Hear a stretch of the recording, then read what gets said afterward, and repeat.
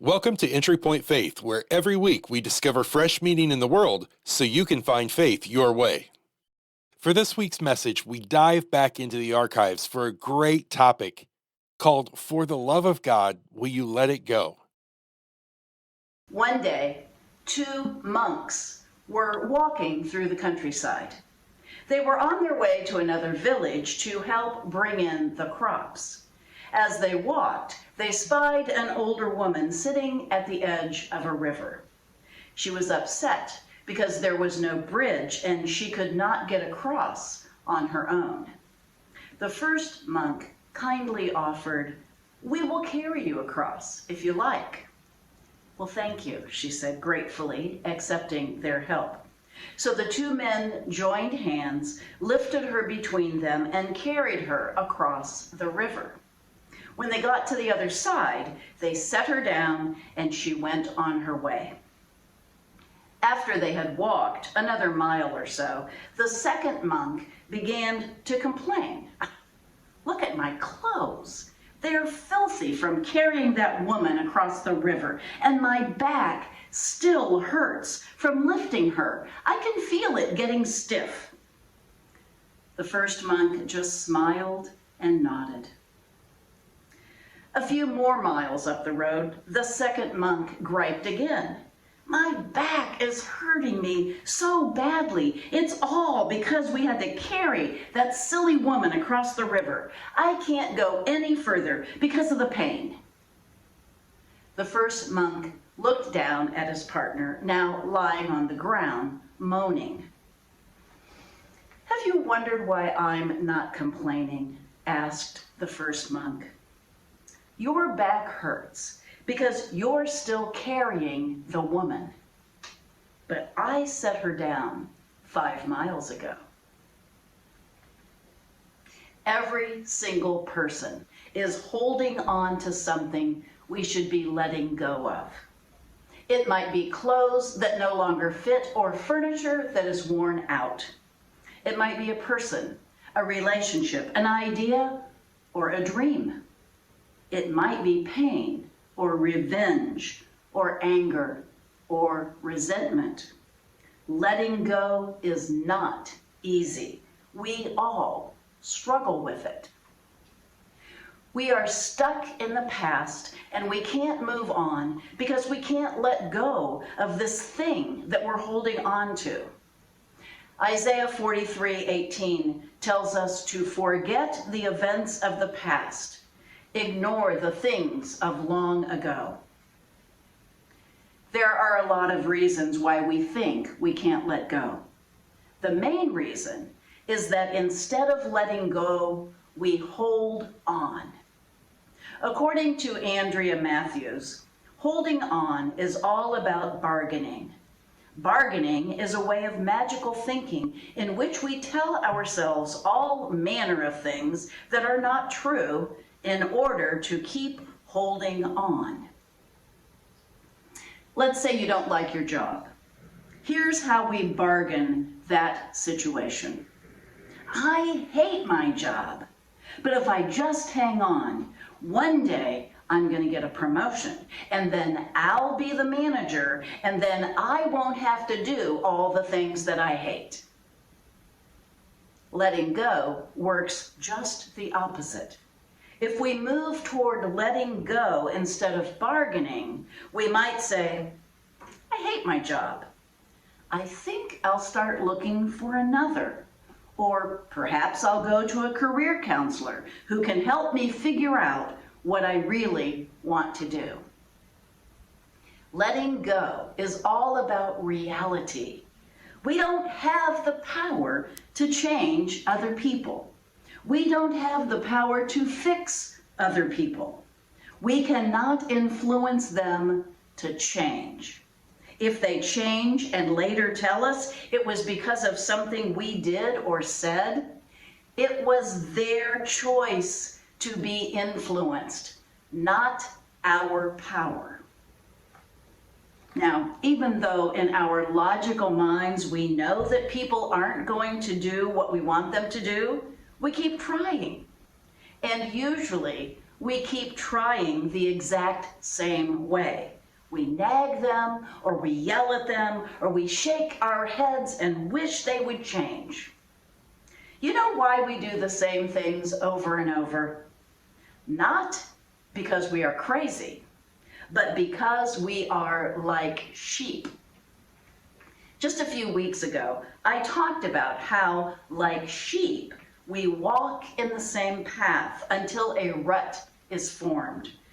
This message today is another reminder to get out of the rut, and if you were listening to that message, getting out of the rut involves a shift in how we think. How many of you have friends that you just wish would get over it and move on? They're so frustrating, aren't they? But when someone suggests to us that we should just get over something and move on, well, we don't really like that advice, do we? I know this isn't news to you, but it's hard to get over something, especially a broken dream. In fact, some psychologists will say you never get over events of your life that cause you pain, but you can at least get past it. Let me say that again. How do we get over it? We don't, but we learn to get past it. According to Dr. Judith Sills, it's things we do as well as things we think that hold us unwittingly in a painful place.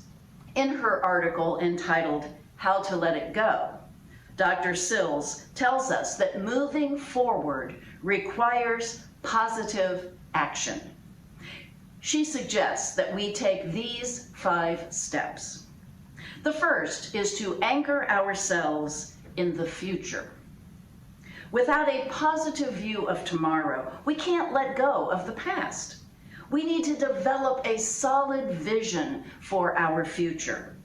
An investment in, a distraction through, or an excitement about something ahead will supply the energy and the will to push us beyond the past.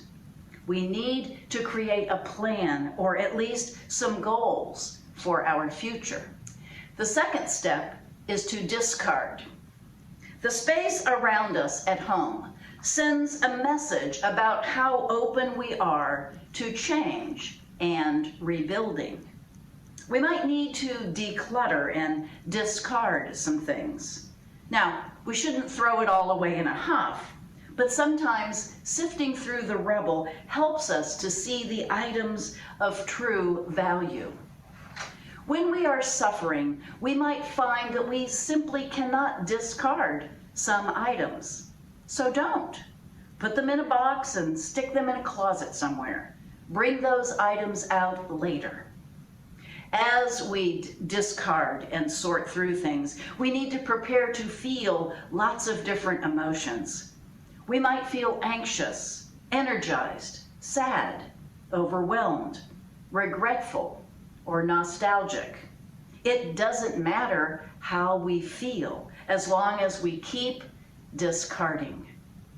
The next step is to repair. Repair broken furniture, torn clothing, and broken relationships, if possible. Make amends. It's good for us to reach out to express our remorse in person or on paper. The repair step may or may not restore the relationship. Many other factors will determine that outcome. But it is a way to put away that part of the past that has helped to keep us from moving forward. The next step is to forgive. The act of forgiveness frees us from the emotional intrusions of the past. When we have been deeply wronged, there are powerful rewards to staying angry. Forgiving the other person forces us to give up the right to remain angry. The last step is to learn to be present. Learning how to be fully present in the here and now is the single most powerful antidote to leaving the past behind.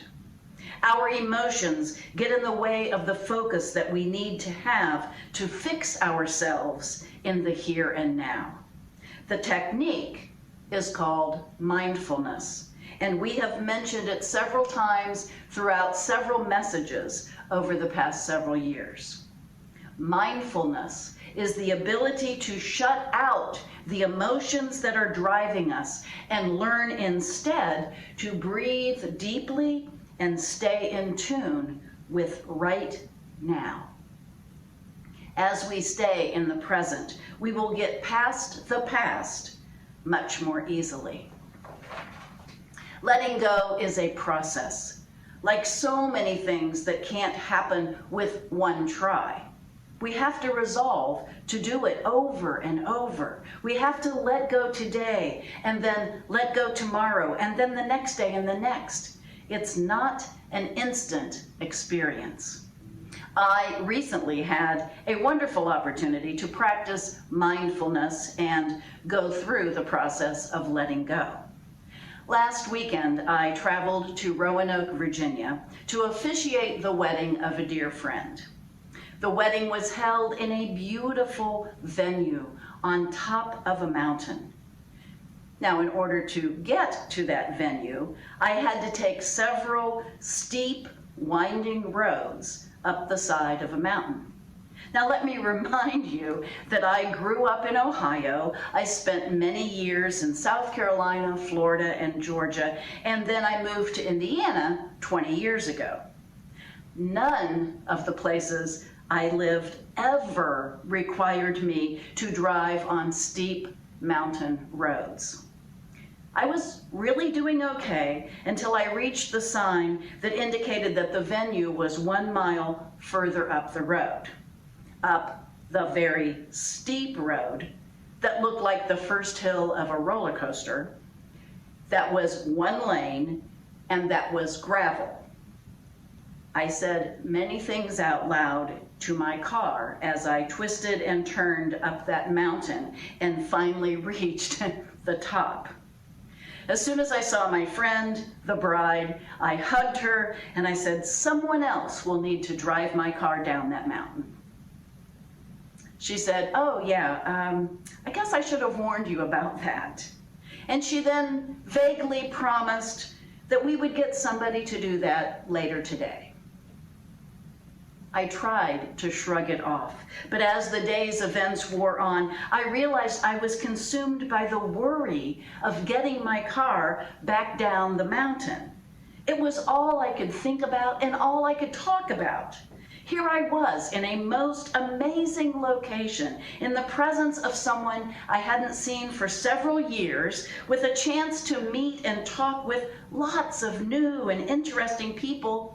And I was about to ruin it with obsessive worry. I had to let it go. I had to acknowledge that I couldn't control the mountain, but that when the time was right, I would be able to solve the problem.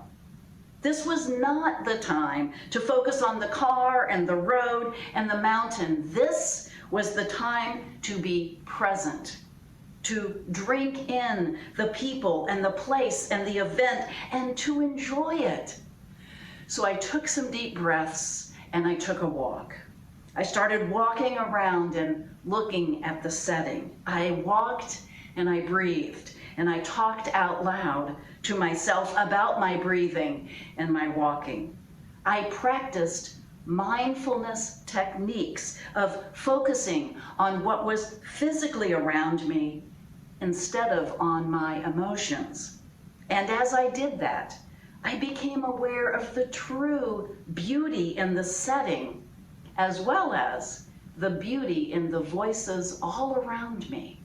Soon, I was involved in a delightful conversation with someone I had just met, and the fears and worries about the car and the mountain road began to recede to the back of my mind, and then finally, out of my mind altogether.